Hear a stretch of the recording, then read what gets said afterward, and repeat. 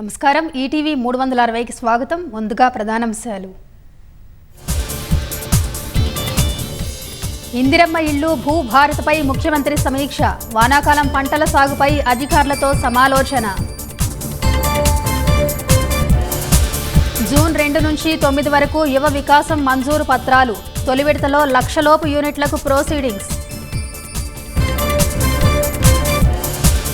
తెలుగుదేశం కడప మహానాడులో తొలి రోజు 5 తీర్మానాలు.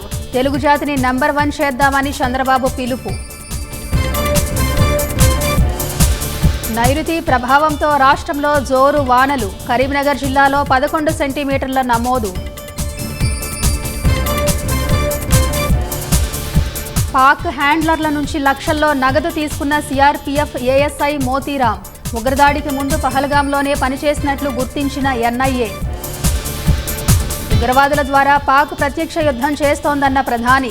ఉగ్రతండాల ఏర్వేత ప్రక్రియ ఆగదని మోదీ హెచ్చరిక. వాయుసేన ఆధునికీకరణకు కేంద్రం అడుగులు.